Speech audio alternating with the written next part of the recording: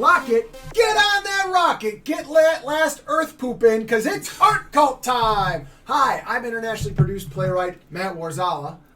And I'm Mike, also internationally produced, and the guy whose room we're in. We're in the same room, in fact, but we actually have tried evolving now to a 2-camera setup, thanks to our super producer, Jera. Thanks, Jera. Yeah, 2 cameras. None on Jera. None on Jera. Just the way he seems to like it. Apparently. Hey, start that clock. Start it. Boom. This is our clock. This is how you'll know when the fun is over. Yeah. So, welcome to Art Cult, a bi-weekly show where we talk about the things we're making and art in general. Exactly. And we follow the 5 tenets of Art Cult. The 5 tenets of Art Cult. Make art. Talk about art. Encourage art. A 4th thing. And drink wine. We did write them down, and they're in front of you, Matt. Yeah. Sell art. Sell art is the last one, but it's always there we go. fun to breeze over that. But yes. So they are make art, talk art, encourage art, encouraging you to be artists, removing those hindrances, if you will. Yeah. Pitch art, so sell art, if you will, and then drink wine. Mm-hmm. All right, so we'll move on, though, to our Patreon pitch. Mm-hmm. First part of Patreon pitch. If you want to support Art Cult, a good way to do that is Wine Club. Wine Club. This wine is Century Road, California. It's a Cabernet Sauvignon, which is our favorite kind to drink. You know it's a good one because it's 1.5 liters for basically the same price point as some of the other bottles. So yeah. That's why I had to pick it up. I got this at Aldi's. As always, Aldi's is not a sponsor of Art Cult, but if you could all do me a favor and one, teach me how to open a bottle of wine. But two, I think it's a screw trap. I gave it the thing as a gag, but then I tried to open it. But if you could please all go to Aldi's, like in say the next month, and just buy up all their Cabernet Sauvignon, so they have to start putting in new Cabernet Sauvignons because they just kind of keep running the same one over and over. Yeah. And it's fine because the bit is really more we're enjoying drinking wine. But I also like the idea of being able to bring you different wines to talk about throughout our many shows. So Century Road, never heard of it. There you go. But yeah, so as always, Wine Club is you throw us $10. We will toast to you. We'll talk about maybe a topic or an event you have coming up or a group that you're a member of that you would like us to promote. And again, we'll toast you throughout. So this wine is brought to you by Cardboard Theater. Cardboard Theater is a new production coming out in May. It's called Robots. Mm-hmm. I hear it's going to be fantastic. You should probably start getting your tickets now. Yeah, it sells out. I bet the tickets are for sale right now. I'm not 100% sure on that, but they should be. Reach out to Cardboard Theater. They have a Facebook page, and I'm sure they'll be. They do. They'll answer it. I mean, I won't answer it right now because I'm here. But I'm sorry. Reach out to our staff, and they'll get back to you. Or I believe you can probably find tickets on comedycity.fun. Yes, exactly. Which is the Comedy City Theater currently does its productions. Yes. So comedycity.fun. Fun. There we go. And there you go. And you can get tickets for not only that show, but for other different shows Sure. we have going on. The Comedy City shows. You can go to the trivia nights. Although, you know what, Comedy City was not a wine club. That's true. Cardboard Theater was? Yeah, Cardboard Theater was. Really? Yeah. Huh. That's very nice of them. I didn't know. There you go. All right. Someone on the Cardboard Theater staff without my knowledge. The board of directors decided to spend $10 on promotions this All right, month. I'll take it. So Cardboard Theater. Actually, we'll talk about Cardboard Theater a little bit later in the show as well. Some design work we've done. Yes. We also just today got a proposal to do a workshop. Really? To try to encourage high school age girls to get involved with tech theater, awesome. More involved that way, so they reached out to us to teach them how to make cardboard props and stuff. Nice. It's a way to make people interested because and then. Here's my funny thing. I don't know if Maggie's watching right now, but they did send us a message reaching out directly to Maggie. So we're trying to get girls to do this. And Maggie said, yeah, I know Mike's been wanting to do that. And I was like, I think he missed the key point here is they reach out to you. As a woman, to help encourage women to be involved in the creation of art for... So I will be assisting her, but she's going to be the face of that one for sure. All right. Excellent. Well, she will love that. She hates it already, but but she enjoys building things. She's just really good at it, so you just kind of have to be. And I was thinking too, what teaching is. I was thinking what teaching is because she was feeling like anxious. And it is weird to talk in front of a bunch of people. Yeah. But if you think of it, instead of just going, here's the thing I know how to do. And here's the things I messed up in learning to do this thing. Yeah.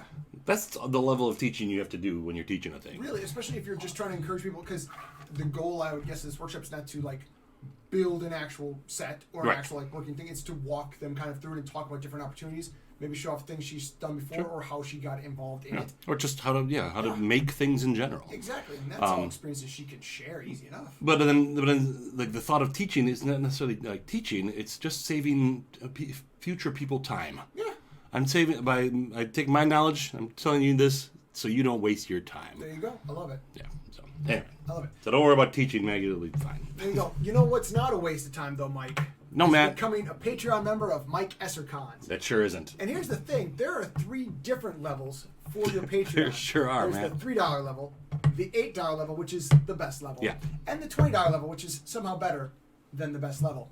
And what I've heard, now correct me if I'm wrong, what I've heard is that if you increase your patronage today or become a Patreon member today, you can be sent a free piece of framed art just like this one, little fuzzy, out in the rain. Well, not even out in the rain, out in the sun with the beautiful kind of sun and color gradient right there, plus this frame. The frame itself, worth the price of the Patreon right there. But he's got a bunch of different pictures you can pick, or you can have him pick one for you.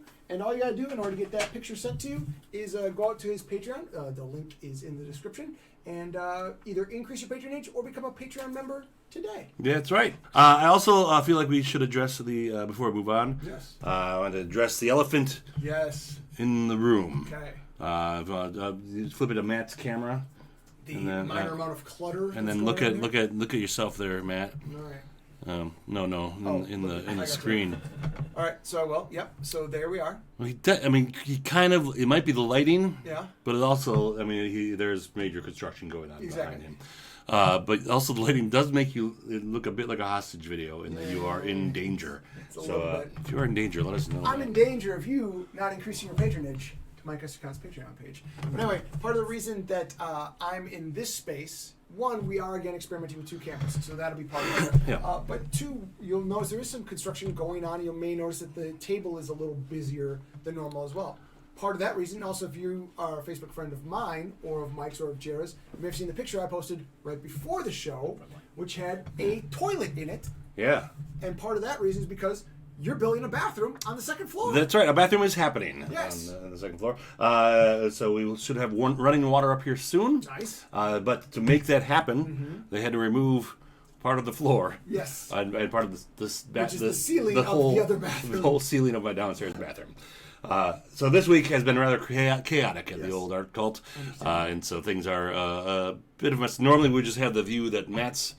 that we look at that view, but now it's Matt's background because of the 2 cameras. So 2 things have happened at the same time, a conjunction, if you will. Yeah, but for those of you who remember following us way back in the day when there was still a wall behind Mike, and it was still kind of a blue room, and there was a bathroom behind, or no, there was a closet back behind where I was, and there was a bed over there. Like, again, the show, much like the room, is constantly evolving. The room, much like the show, is about a place where artists can come and hang out and be creative and have different creative ideas and talk through those things. But yeah, so a lot of exciting things happening here. It was very weird to walk into the house and hear Mike's voice floating from the bathroom. Only to find out it was not floating from the bathroom, it was floating from upstairs through the hole in the bathroom. Sound travels strangely here. It really does. Now, all right, we're just. I was immediately instructed, do not use the toilet up here, which was a little bit, it was a little bit obvious, but it's always better to warn people. It's true. Yeah, how bad you would feel if I didn't tell you. Right? And then sit down you and take a pee, and it's like, you've got yourself a real running water problem now. What is happening? I'm just trying to give you a little. Okay. We'll warm you up a little bit. I got you. Are you playing with the color of the light, though? I am actively doing that, okay. yes. All right. Because I'm just watching it change as it goes, and I'm like, what is happening? It's a little bit clearer, yeah. Orange is probably better. You don't want to just... Orange is nice. Warmer. A little warm. All right. Come on, some y'all. These lights, we have a number of these lights around the studio. They're all hooked. They're LED. Oh, fun. Different color alternates. We have them labeled. alpha, beta, gamma, and martini. Nice. There you go. So that we can use them for different lighting projects around the That's room, very cool. different things, and we can work together, like shifting lights Because quickly. again, it is an active collaborative artist studio. It sure is, and boy golly, the timetable is of more collaboration has moved up because the plumber wasn't supposed to happen until sometime in the spring. Yeah. That was the last update. Was sometime in the spring. It may be as soon as the next week or two that we'll be done Nice. with the construction up here. Excellent. Knock Excellent. on wood. So look for and- future shows such as Artist in the Tub coming up. Absolutely. That's one we've joked about. Perhaps you joke, Matt. Exactly. And other artist collaborative things. Salons. Salons. Indeed. They're not just for Paris anymore. That's right. It's Paris in the 20s. I think Paris in the 20s, yeah. Yeah. Where you sit around and talk about ideas. Exactly. Well, and that kind of fits actually right into, so normally, if we had a guest, this would kind of be the guest spot, but here was a chance for us to talk about personal projects, and certainly the renovations going on here. We have an abundance major of personal projects personal going on. project, exactly. An abundance, There you go. if you will. Would you like to talk about some more personal projects? Yeah, well, I want to show a thing that we just created the other day. This is for the upcoming show Robots. Yes. So the script is not there, but I do have an idea, and this will be a multifunctional piece. So they'll work into other Excellent. other things. There's a little robot, little robot. Oh. Now, so I did a little sketch out design there, and then turned the iPad over to Maggie and said, "Build this." So this little fella is going to be about 4 feet tall. Or so this is a puppet. Yes. It'll be puppeted. I'm just going to jump ahead. I Yeah, love go the ahead. colors of it. I know obviously it's a cardboard thing, but I Yeah. really do like that brown of it based against the blue of everything. No, it's one of those things where it's like, oh, it's really cool. So That's a giant person behind it. So the plan is to have this giant person behind it. This person here. That's a weird. Would you like to be in Robots in May? You must be at least 6 foot tall. Yeah, yeah. I drew it as me. Actually, that was Katie Guzik, I'm sorry, you cannot be in this production. that was a question that Maggie did have because I drew the person back there. She said, "Okay, well, what size person is that?" And I said, "Oh, I guess I drew me. That's me," which does make a difference. So he is about 3 or 4 feet tall. About 6'1", 6'2"? Yeah, man. So he'll have one little stick here controlling his head, so he'll be able to move his head kind of up and around. This little neck thing will be a flexible tube. He's mostly held together by twine and gravity. Okay, nice. So and he'll have those. So he'll pop the head. And we have one stick holding up his back, so you can just hold him in place, whatever. Gotcha. And then we have those 2 sticks one for each arm. So it actually might need 2 puppeteers to operate. Oh, there you go. We'll see. We might have a sizable cast. And so again, if you're over 6 we'll foot see. tall, Well, we can work. You can contact Cardboard Theater. You don't have to be that tall. You can be shorter. You can be like this tall.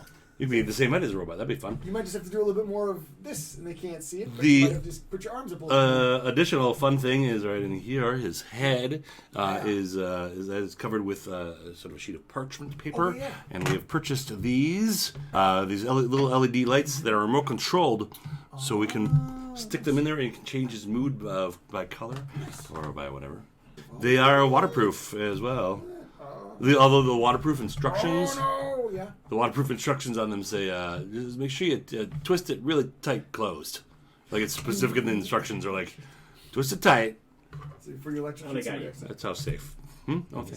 Well, there we go. Well, Look at that. it's so bright. Come in peace. No, I haven't. Ah. Precisely. Just like that sort of thing. The white is ultra bright. Yeah, I was going to say, oof, my goodness. But these are delightful little simple things. That is already going to be one of those things that come week 5 of rehearsal, someone's going to screw around with. Zap somebody else right in the eye. But Probably. that's okay. That's all right. Probably. I have not picked a date yet, but I did decide also we're going to do auditions in the next couple weeks. Okay. Even though we don't have our full script yet, Yeah. I did figure we'd cast it and then use the performers, one to teach them some puppeteering Oh, yeah. and other things, but also then kind of workshop our way through the script with the performers as well. like it. We'll see. So Would you like to talk about actually one of the things that we worked on for the script after our last episode? We can talk about that now. We can talk about it later. I just thought it's interesting. Let's keep on robots. Yeah, what do you got? What do you got? So one of the things we did last time after our last episode is we hung out. We had a fair amount to drink, but we started playing around with the chat. What is it? Chat CGB? Chat GPT. Chat GPT. Chat GPT. It's coming at you like a 3D picture here. So ChatGPT, and what this does is it's another AI creation that you can kind of give it prompts and it'll start writing things out.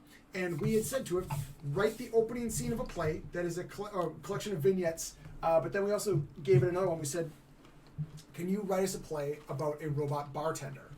And it turned into, I know we saved the script itself, and I think it'd be really good if we did. We copied and pasted it at the time. And it was a really interesting experiment. As Mike phrased it, he goes, I feel like we're kind of summoning something demonic. I had even stronger words about it for a little bit there. It's scary. Yeah. But what was really interesting about it is it'll probably, if it can, it'll probably be towards the end of the show. It'll be something called Again and it's this play we kind of wrote using the chat where we would keep kind of giving it prompts, and it would add on to this play about a guy who walks into a bar where there's a robot bartender, and we just gave it little extra things to do, and it was very interesting to watch. It's interesting to watch both it grow and sometimes take things in directions you were not intending, but also like in a way the limitations of it. Like there were a couple times you gave it instructions and I went, okay, I'll add this on, but I will not fundamentally change anything else going on. Yeah. And I think that again is very either unnerving or comedic aspects for that scene. But thinking about it now, though, it is very much like working with an actual human writer. Oh yeah. When you tell them to rewrite a thing and they send it back to you kind of the same way anyway. Yeah. Did you rewrite this? Well, I'm going to change it a little. You didn't listen to my edits, though. You changed like a word. I guess. Yeah. I said it needs to go quicker, and you took out like a sentence. It's not. Yeah. They still say what to each other 5 times in a row. The actors are going to get lost. Well, they need to. That's a callback. Then you need to eliminate that callback as well. Yep. But yeah, so that was a really cool thing that happened. It was cool. It was unnerving. It was very interesting to see like how we could make that work. I know you had even talked about possible implications, uses of future story writing, future playwriting, where, sometimes it's hard to just get that first sentence or two or that first paragraph down on the paper. Yeah. And if you can use something like that to even just kickstart yourself, because it's, and that's the thing about the AI as well, is it's not doing anything really. And what I mean by that is, like, there was no point we went to that site and went, hey, do you want to see a play about a bartender robot and the person who walks in? Like, it can't do that. Right. Like, we had to feed all of the prompt stuff into it, and then it created something, and then we fine-tuned it and moved it along from there. But yeah, so I'm really interested. We plant the seed. Exactly. It germinates. Yep. And then we kind of prune. And we prune. There you go. Yeah. That's a pretty good metaphor. Yeah, it's a really good metaphor. But yeah, so I'm really excited for it to hopefully make the show, again, just kind of, because the show is about robots, and as we've talked about, it's kind of a little bit of the evolution of technology, that sort of thing as well. I think it'll be a really interesting scene. It was fun to make it with both of you and kind of throwing in ideas and that sort of thing. So I'm again really excited for you to see it. So if you see a scene called Again and, that's the one that we wrote with the help of the AI. Yeah, I would hope you'd be able to figure it out. Yeah, there'll definitely be some parts where you go, oh. See, maybe we'll just present that at the beginning of the show, that some of these scenes and lines were written by an AI. Yeah. See if you can figure out which ones. Ooh la la, ooh. That'll be a mystery. Maybe there'll be a prize at the end. Maybe there'll be a button. Maybe there'll be a fuck the man button. Maybe. A $5 value. There we go. Stop looking at this light like it's a camera. Look at that light. A $5 value. Ooh, this is better than the box wine. You weren't drinking the box wine before. It's better. It's less harsh, smooth. It's nice. Almost tastes like water. Does this have liquor in it? All right. So that is a big. That is the biggest, most immediate upcoming project. I think is robots. Robots and the bathroom. And the bathroom. That's the most immediate one, but I have little more to do with that right now, except just constantly dusting. The reason I brought that up was to gesture to the board. I was just about to as well, yeah. The board is right there. There you go. The board, the camera goes lower than I thought it would. Yeah, it does. The wonderful Maggie Darnell created this board for us. It is it's prioritize big projects. There you go. The idea is you write a big project on a thing, and then we slide it into the thing. We slide it in. And then it's up there on the priority board. We got 5 spots. Yeah. And then once I want to, if I want a new big project, I got to decide which one to take off the board. And you can't just put it right back on. No. And then once it is done, then you get to take it off the board. Gotcha. I like that. Feel accomplished. Very cool. Instead of having a whole bunch of projects in random, just in my mind, it'll be up here. behind me, it helps looming focus over it my as shoulder. well by looming, but it helps focus as well because then you're taking the time to go, okay, these are the things I want to focus working on right now, which is very cool. Yeah, yeah. Whether it's make art, talk art, encourage art, a fourth thing, or drink wine. Fine. That is not going to be on the board because that is taken as rote. Put it on, take it off. Take it off. Drinking wine. Did I drink wine today? Make sure I get that on the list. It's on the board, so Well, I better. I'll get around to it. So that was wonderful, and thank you, Maggie. She did above and beyond as always. There you go. Should we move on to the topic du jour? Yeah, Matt. Right. Let's move on to the topic du jour. Welcome to our topic du jour. Today's topic du jour, Matt, is a thing that's just kind of bugged me about art in general and going to museums and such. It does seem to me sometimes that some art is famous just because of the BS written about it. Oh, okay. The art itself is no different than other art that you see, whatever. It just is a written description better. So that was, I had no further discussion except to complain about that. Or discuss that. I actually just had that thought today. Good. You've known about this for 2 weeks, Matt. I know, and so I just thought about it today. Good. I forgot about the topic du jour because this topic du jour, it's only True. today. But I was thinking about it because, a little bit of backstory, WWE Royal Rumble was yesterday. They had a major storyline at the end of it. Sure. A lot of people are really heavily invested in it, but someone else was like, oh, it's just like this other federation's thing that they did. And it's like, yeah, but all stories only have so much to draw on, and also, one, it's not, but all stories only have so much to draw on. And then I thought Plus, about have you heard the hero's journey? It's all the same story. Exactly. The monomyth, people. The monomyth. And then I thought of it in kind of that same way, like, because I'm like, oh, did anyone listening to the Odyssey go, this is just the Iliad again? And then I thought, is the big reason the Iliad is so famous just because, like, it stuck around long enough and people went, oh, we should do well, you got to cover old stories. Oh, you know what's an old story I remember? The Iliad. And so then it just kind of built this, because it's a great story, but, like, it's not, is it the first story to bring all these elements together? Is it the first story to do this? It just seems like a myth telling or a historical telling, and you just have a bunch of people in it.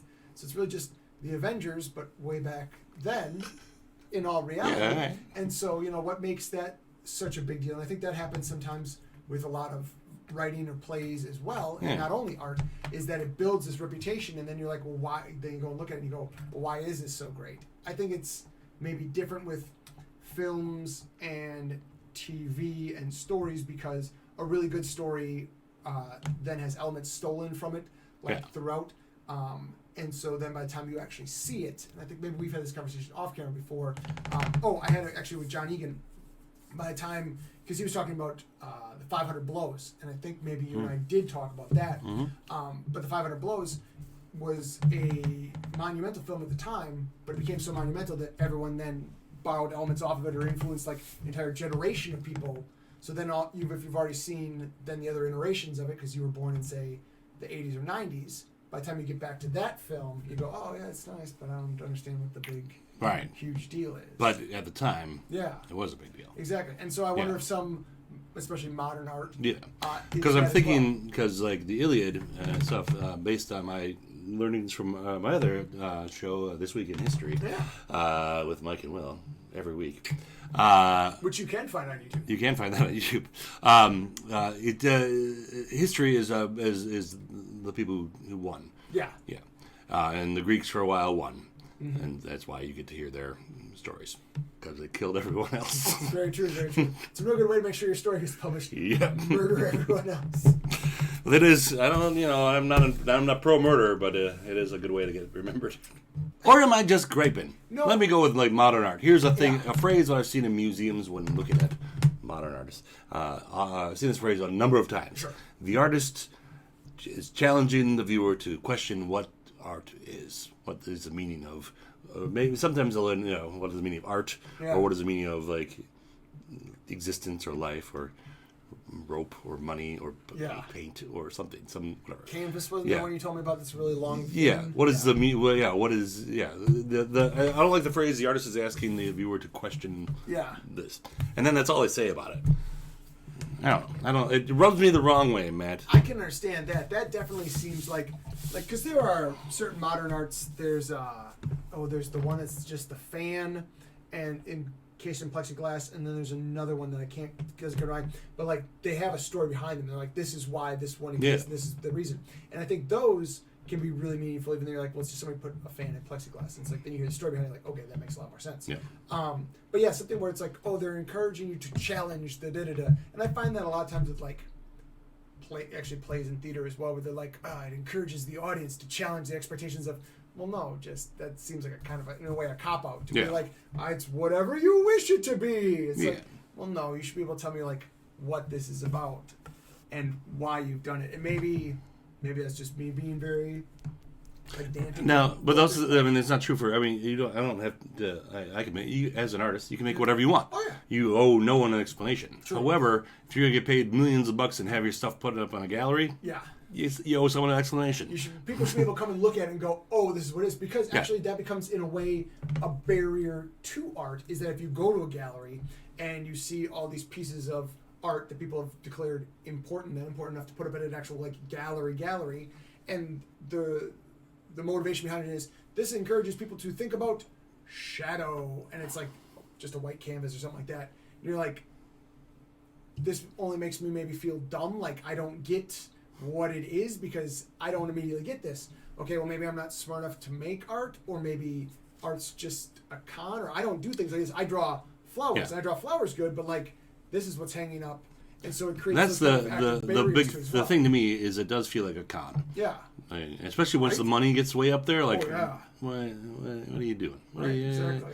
Yeah. This also comes from the struggle I've had. I know Jared and I've talked about this as well. Of like when posting a piece, I feel obliged to comment on it somehow, or title it. I have a personal dislike to, and I also when I see pieces they're labeled as untitled. Now in my head, the artist has said it's untitled, and like I said, really write down the word untitled. But I only had this realization later. Maybe they just didn't have anything, and like, well, that's an untitled thing. They did untitled. Yeah. Seems a little more pompous for the artist to go, what is the name of your piece? Untitled. That seems pompous, but in fact, they might have just not asked, or maybe they didn't have a title, whatever. Groundbreaking. Untitled number 7. That sucks. I mean, that means it's 7. The numbers, the title is 7. Yeah. So it's a struggle to because it's like it feels like an extra.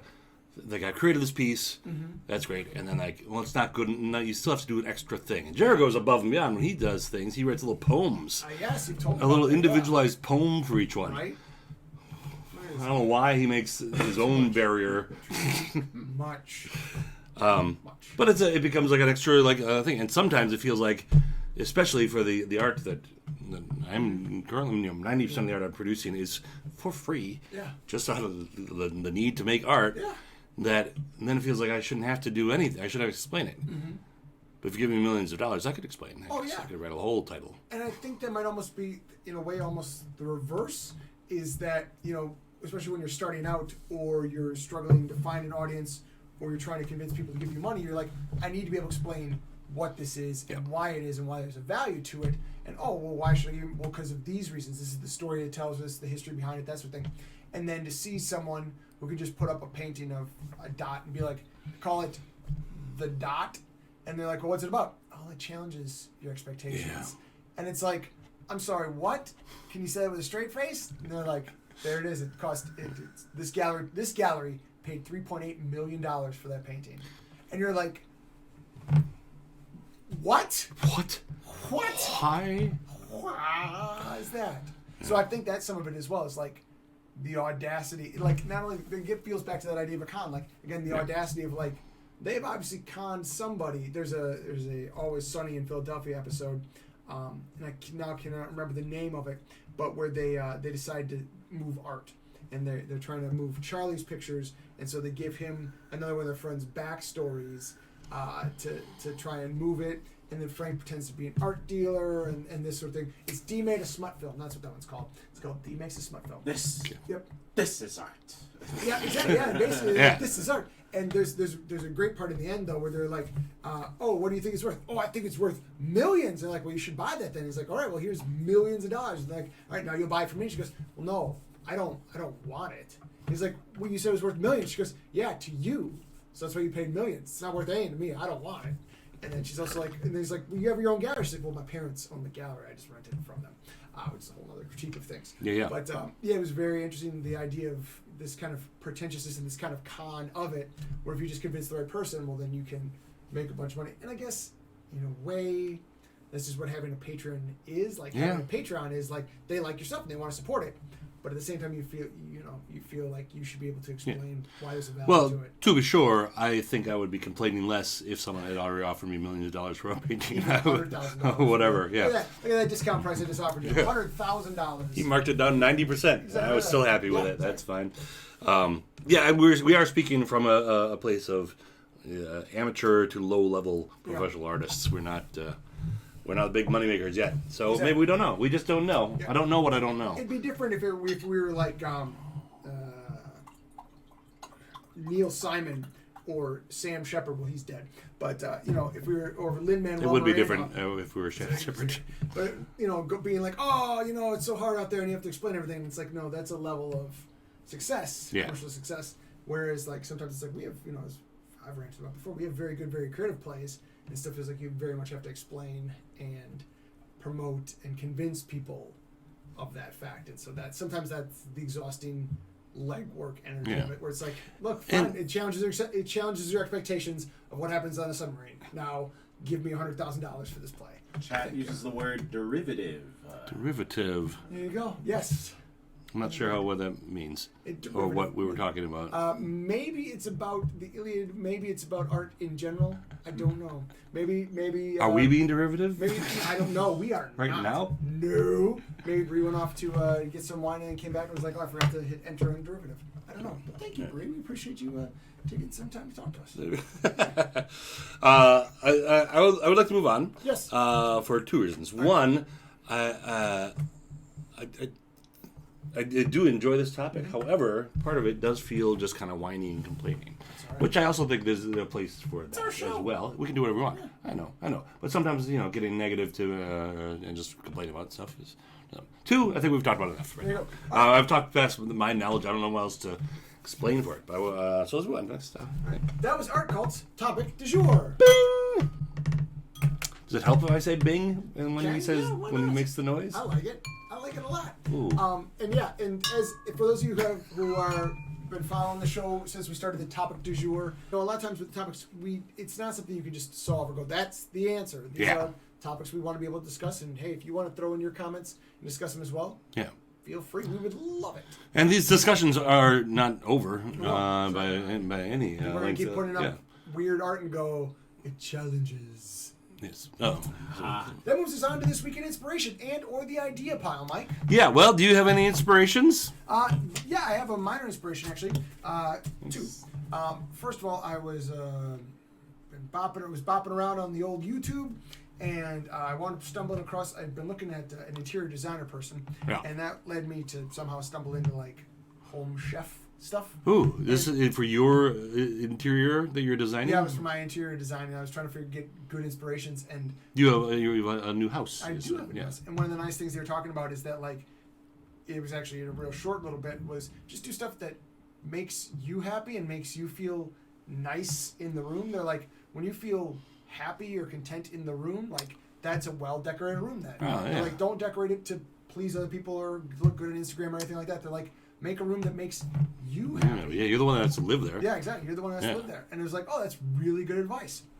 They also had a really good advice in a different episode, and I'd have to remember her name. I'll promote her the next time.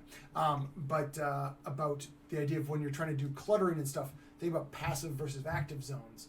And like they're like, where stuff keeps winding up in your house, that's an active zone most likely. Like where things are constantly heavy. A passive zone is like your back room or way down in your basement or up in an attic or a guest room or something like that. Yeah. And they're like, put things you don't need all that often in those passive spaces. They're like, if you use this pot or this pan or this Christmas tree or whatever, like once a year or maybe once every 6 months, put that way away in a passive zone. Yeah, you have to go get it when you need it, but then it's not constantly in your active zone. You're always having to reach past that sort of thing to get the things you need more often. I did just clear a room, the piano room. Yeah. The piano room. That makes it sound like a mansion here. Yeah, it is piano. It is the pretty piano cool. room, the It's pretty cool. conservatory. Exactly. But it was also the room where I just pile all like I just piles and stuff, and because of construction we had to like consolidate and we moved some stuff on the way in that room and suddenly just opened way up. It was it's gonna be nice. It's a nice size music room to begin with. Yeah. So yeah. That was that's awesome. Sorry, I forgot why I brought that up. No, that's the idea of kind of collecting things together. Yeah. There's another thing she mentioned actually as well is, and again this has been really helpful, is she's like, if you have a bunch of things, say like on a table, for example, she goes, even if you just take a box and put those things in the box, even though it's not more organized, your brain thinks it's more organized because it sees it now as one item. Okay. They said the same sort of thing, if you have a couple things, group them into groups of 3, and especially if you can do kind of different sizes, your brain finds that a lot more soothing to see things in groups of 3, especially when they're kind of staggered in size. Oh. So yeah, those were 2 bits of it. She's like, if you've got a bunch of stuff on a table, just put a bowl under it or a board under it or something to put on it, and then your brain will see that as a thing, even though you still got all those items there. Huh. Yeah. Which Okay. is a really interesting kind of trick. Yeah. The Do other, you have tables? I do have some tables. Okay, yes. good. Small tables, yes. Yeah, yes. I need to get some bigger tables, but I've still got plenty of That's right. things to No add. rush. to Just those. asking. Yeah, description. The other inspiration I had tied to robots, because I said I got a scene idea that I haven't put down yet, but it's been bouncing around in my head. There was a story recently about, I want to say they were Marines that fooled a guard robot by hiding in a cardboard box. Yes, it's a recent Yeah, thing, yeah. and a lot of people made reference to it because it's from a video game kind of as well. But they hid inside the boxes so the robots didn't recognize them. And I thought it'd be kind of a funny idea to do, like, and I thought of different ways to stage it. I think it'd be kind of funny if you just more or less had it dark, and then they were kind of in the spotlight area, so you mimed the fact they were inside the box. But like 3 or 4 people inside a cardboard box, and like the struggle of like being in this box and not really being able to come out because you're not sure if there's robots out there. Yeah. But they can't recognize the cardboard But box. they can't recognize the cardboard box. And so the kind of like being safe but being trapped by that. And it'd be a little more humorous, that sort of thing. Yeah. But yeah, so that was one of the ideas I was playing around with as well based on that recent story. So I guess it kind of depends on how heavy the rest of the show is. Yeah, I mean, depressingly, I'm assuming that AI now checks for that. I don't know. It may not be smart. It still may not be smart enough yet. The AI just says a little thing, stab all boxes, Stab all just in boxes. case. Just stab. Stab. Stabbing so many refrigerators. Just gong. But yeah, so those are my inspirations coming into this week. Nice. Yeah. I didn't have one in mind. Okay. But, and I also keep wanting to try the idea pile. Yeah. So I have the idea Let's pile. go to the idea pile then. Bing! So the idea pile is, I have a number of piles around the house of little notes to myself, Nice. little ideas, little things that I will probably never do. That's all right. I mean, pessimistically will never do, but might actually do. I don't know. Who knows? So either way, just to get them out there into the world, you're welcome to steal these ideas or run with them. If you want to call it run with them instead of stealing. There you go. That's a better way of saying it. That is, also, this I decided to run with this episode idea. is time-stamped, so we do have a case in case you happen to send me 3 months later. Honestly, if you made it huge, you could just mention me the Give them reward ceremony, $100,000. the Give them $100 ceremony. $100,000. Yeah, if you make $1 million off an idea I had, yeah, I would think Give so. them $100,000. 10%. Let's see what I. You tip more at a restaurant. Well, you should. Don't be a dick.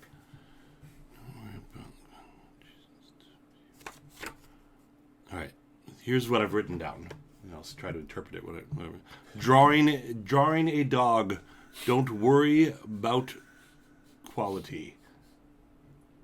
Oh, there you go. I for some reason wrote "Don't worry about." I gave myself a little. I wrote it in speaking parlance. Oh, B-O-U-T? Yeah, apostrophe Bout. about. Don't worry about quality. Don't worry about So it. that might have been a line I was going to say to somebody, or it might be something to myself. I don't know. Below it, then I wrote melt cheese on stuff, and then I wrote video, and then video underlined once, and then video, and then the word now underlined twice. I think these are 2 unrelated ideas. I don't know how old these are as well. Okay. Melt cheese on stuff is very likely an idea that I did follow through on. which is the restaurant Melts With You that we are co-worked with on, and we did melt cheese on stuff. We had a weekly video where I would bring in an object. I do remember that, yes. A food item for my friend Dave to melt cheese on, and then we'd eat it, and it went well. So I don't know if that idea is good for pursuing again, and I'm not sure what genius I'm reading this now. My handwriting is very bad. It might be drawing a day. Don't worry about quality. I just, from what you said, I just drew a dog. Well, you know what? That's drawing a day. There you go. Look at that. There we go. There you go. It's a poodle. It's a nice poodle. Yeah, because I started doing it, and then the light on this is terrible, so I might have to have You know what? I like the nose a lot. Yeah. Matt, I started doing the body, and immediately I started thinking of what is it? Big Dog, Little Dog, the Dr. Seuss book. Uh-huh. I was trying to do it kind of in that style, and then I started doing the body. I'm like, that's gonna be a poodle. Yeah. And then it became a poodle. It is a poodle. Yeah. There you go. Yeah, it's lovely. All right. You drew a dog. There you go. Don't worry about it. Drew a dog. Yeah, and don't worry about the quality. Don't worry about the quality. Don't worry about the quality. So I think this is just something I motivated myself to do a drawing a day. Drawing a day. Don't worry about the quality.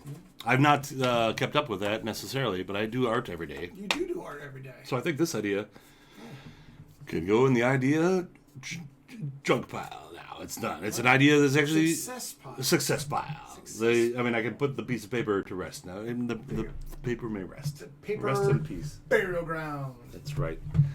And you too should do a.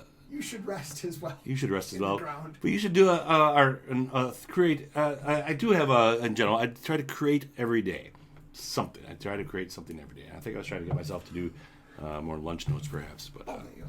But I'll stick with create every day. That actually makes a lot of sense chronologically, if you consider that you also had the idea of melting cheese. Yeah. Because the melted cheese idea was probably about 5 years ago. Yeah. That would have been deep in the heart of lunch notes. There you go. So that makes a lot of sense. Now I so know that's why. that's a idea pile classic. Idea pile classic that we followed through on. You can take it, I guess. So more motivational, and sometimes they're just motivational for myself. So. All right, let's move on, shall we, Matt? All right, let's move on. Let's move on to Matt's Snobby Critic. It's time to look at some of Mike's art. Matt will go, show me that one, and then we shall talk through it. It is a derivative, perhaps. Exactly. All right, we're on the screen here. Where were we last? We met, Matt. We were right around there because we were at Untitled Artwork. Oh, how original. Yes. They're all on Untitled. With the circle and what I thought was a dumbbell, but it turned out it was a table. And, I know it all. All right. And not to put anybody in the spot, but I had said, hey, you know what would be great if that got put to some music. You did. There's a note. I have a note here for that. Awesome. Somewhere. Yeah. And I wanted to call both Chuck Lorre and Chuck Berry, but neither of those are correct. Chuck Jones. Chuck Jones. So Chuck Jones. Chuck Jones. Oh, here it is, right over here. It says animate barbells. There we go. And I don't know why or how, but I did write it down. So this will now go on the pile. There you go. Let's go, actually, just because I want to see it real quick. Yeah. Next to Fuck the Man is a picture of a person, I want to say, climbing a hill. Are they going after their golf ball? They are going after a golf ball. And they're smoking a cigar. Smoking a cigar. They got their aviators on and their bad haircut. Yeah. Let's see the process of this one, Matt, shall we? Fun little carefree guy, but also I feel like that person is the really rich person that's disconnected from everything in a movie that just kind of is like off doing their own thing. You know, what the heck is going on here? Yeah, well, let's find out. I don't know, Matt. What? I don't know, Matt. Well, it looks like... what? Well, then we wrapped it up. I don't know. It looks like I drew... started with the classic stick figure. Yep. And then... a little bit of hair, a little threw bit some of hair. Hair is unusual in stick figures as Yeah. well. I usually don't have hair unless there's a reason for it. Yep. I think sometimes it's tough to figure out how much hair and where to put it as well. Yeah, that is yes, for sure. But then I had glasses. Glasses, nice. I do I'm like the gonna glasses. assume then that made me feel like it felt like a Superman thing. That's a good job on the glasses. Oh, hey, You're welcome. I guess I assumed it was a superhero sort of deal. Sure. With a horn? The Horn Man. I'm not sure why. Actually, that's had a horn. That's Is there a reason kind for of it? funny. It'd be like early in his career, Superman or whatever felt the need to announce his own arrival or something. Maybe. Honestly, and then I know what my thought process here was. It didn't look enough like a horn. Yeah. to me, like if you didn't know it was a horn, I don't know. I thought that, Yeah. but then so I added noise things Yep, to that it. makes a lot of sense actually. But then I thought, well, maybe we should have a close up on it, which is then I tried to do this and do like one of these Yeah. sort of things, like Yeah, okay, gotcha. like what do you call that? Is it in like a school book where they do like the What is that? magnified Magnified view. Yeah. view? magnified Yeah. view. All right, so I did that. Oh, Then there's a what little else? penis man. And A little penis man? Yep, little penis Yeah, man. why was I drawing a penis man? A little Little vagina vagina man lady. Not sure why that was there at all. I don't know. Well, I don't know. I Like, don't know, man. this one's going all over the place. I picked this one. And then we went to the Fire going up the mountain. fairground mountain. Fire in the mountain. Fire. And then I decided the fire looked like the thing looked like a golf club. So we get a little golf club Yes. and make it look like a golf Golf club ball. more. Little experimentation with the golf ball. Yeah. Remember the dots? It had some thing, had some color. But then I think it's. But here it's, I've decided. We've decided what we're going with. By the time I had color to a stick figure drawing. Yeah. The stick figure drawings are the lunch note. Au revoir. Au revoir. Au revoir. Genre. Is that it? Motif. Bree had the word derivative. She'll know if Derivative, it's yes, sure, au yes. revoir Uver, like Oevre. I'll tell you a little story in a minute after this part. Then Either way, I use it on a color until I've like nailed down what it's Yeah. going to be. So then I decided it's going to be going to be golf, and then to sell the golf a little more, gave him a little cigar. There we go. There's a rich man playing golf. That's very cool. I like that, and again, because one of the pillars of this is encouraging you to work on your art. And so I always like to talk about in Mike's work the amount of work that goes into making something like this. I really like that there is a lot of thought. There's a lot of thought put into the golf ball itself. Like how many dimples on this golf ball are too many? How many are not enough? The fact that you put some in and then they kind of go away, then they come back, like figuring out the placement of it. Like that's a lot of work for a mundane detail. But at the same time, if you're ever like, oh man, they make it look so easy. One, there's a lot of work that goes into it, but two, there's also still a lot of like back and forth and back and forth and back and forth. Real quick, if you can just go back to me. Oh, that's for a second. ennui. Yeah, okay. So here's the thing, and this is my own little confession, because there was something, that was like, oh, what's one of those words that you thought, you always had a hard time understanding or reading or whatever, and I'm going to try and get it in there, but there we are. Okay. So for the longest time, there we go. For the longest time, I knew the word ennui, which is kind of that, feeling of just kind of like floating and kind of, not necessarily dread, but just kind of like A certain vague dread is it's all I kind of thought. vague dread and kind of like an unconnectedness. I knew the word ennui, but I always thought that this word was pronounced ennui, Oh, and that it meant the exact same thing. okay. Like there's a feeling of ennui, Yeah. but I would say it ennui, but then I would read it as ennui, and also if I'm reading it, I'd be like, oh, ennui. Interesting. That means that you learn the word reading it. I guess it must. Or that you, yeah. you first saw it in print, and then that's how your brain remembers it. And it was just Versus this when thing. if you learn a word from hearing it out loud, Yeah. you must have learned it by reading a book somewhere. Somewhere. This is the word I was talking about. Yes. I don't know if that's how it's spelled. Yes, but that I believe is. it is actually. Yeah. Au revoir? No, not au It's not au revoir. Ovra. Ovra. I think it's Ovra. Really, someone help us out with that if you know what it is. Yeah. We're not going AI. Perhaps Bree, she's our new smart person. Exactly. Hey, Bree, after the show, let us know where you are, and we'll send you a free button. Just for Yeah, you want a button? We got buttons. Pal. All right. All right, man. How much more time we got on the show here, Jera? 5 minutes. five. Yeah, I was gonna say, About about 5 Okay. minutes. All right, so let's go back into the pictures then. Yeah, Look yeah, at yeah. another quick thing, and then we'll do some plugs, and we'll go on to next week. All right. All right, let's go up a little bit. We've looked at Bunny and Jelly Bean. We've looked at Coconut and Unicorn. We've looked at the untitled artwork of the bull and the matador. Yes, yes. Let's roll up a little bit. We looked at the bottles last time as well. Loved that one. Well, okay, We'll okay, keep yeah. moving along. I think, and we're at the top, Matt. Are we We're at at the the very top. top? Well, then you know what? I'd like to look at Upside Down Fan then, because I think that's just a really cool perspective piece. It's over in the far. There, it's there, down in yeah. the far corner. There you go. Okay, so we weren't all the way to the tippy top because I couldn't quite see everything. Oh, actually, now that we say that, I would like to look at. We're gonna look at Fan, Okay. Yeah. and then we'll look at the picture directly above Fan for our last one, real quick. 'Cause I think Okay. that's just really cool. Well, All right. you're going to be underwhelmed, but No, I will not be. Well, you're gonna be inappropriately- refuse to be underwhelmed. inappropriately whelmed. So, this is just, it's just really cool. Sometimes just changing your perspective on something is like a really neat trick, Yeah. because it's just the fan that's directly above us, That is the one above your head, but yes. it's just flipped, and also it's off. And Did you use a blur to remove Yeah, the pole? we did. So the original piece looks like there's the original thing. Yeah. So the plan for this one, this is actually not completed as of Really? yet. If I jump back here to this one, if you recall this one from last week, where I made like this space station out of this was a doorway, a photo of a door, and I just made it into a spaceship or Not space seen the station. spaceship last time. Did I No, we talk didn't get about to that. No. Oh, you know. Either way, I've got a couple of like pieces of where I take a photo of a thing and then make it into a more technological spaceship sort of deal.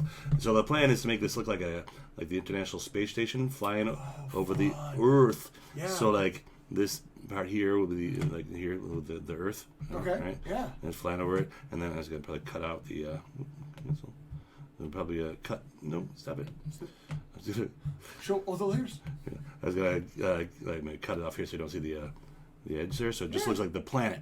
Does that make That's sense? really cool. Yeah. And then it this actually is does. racing over, and I might add some lights to it, make it a little more a little more high tech looking. I love it. Well, I'm very excited to see that Might do next some- time then. Well, ooh, look at that, some lights on it. Space. Look in real time, I'm doing. I mean, this is not what it would be. This is almost 2 minutes. It's Christmassy, Yeah. but you know.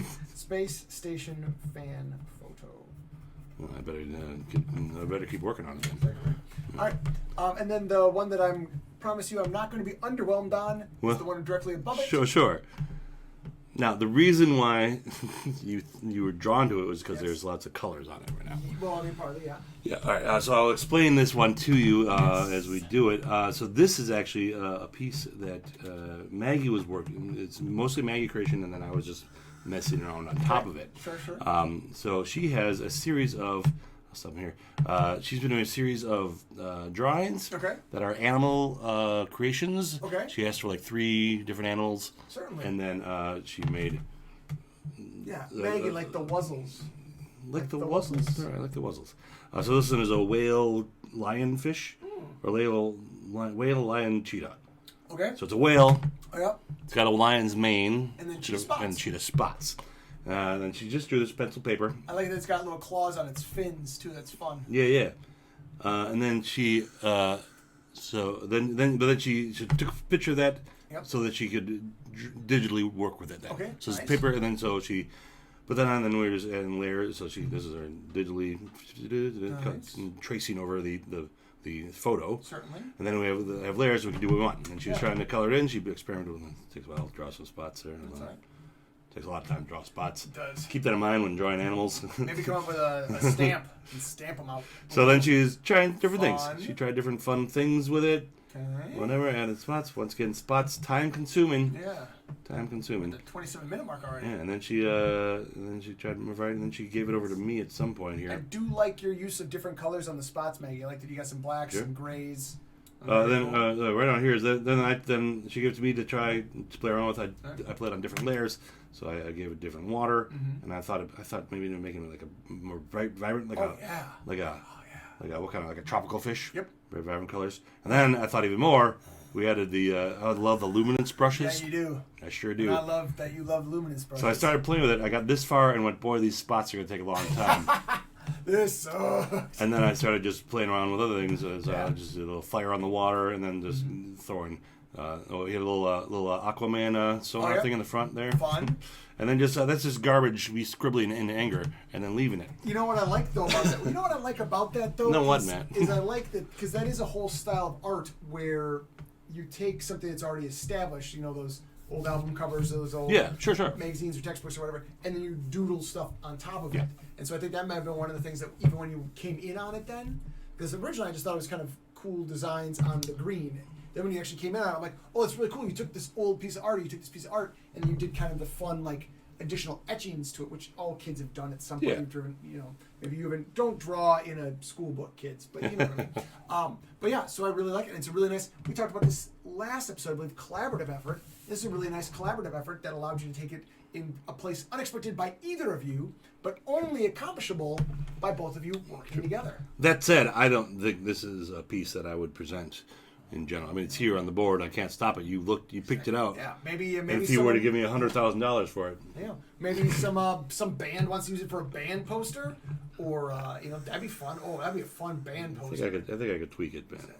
Just saying, it'd be a fun band poster. Okay, well, that is my round of being a snobby critic. Nice. Mike, do you have anything that you want to plug real quick before we have to say goodbye to everybody?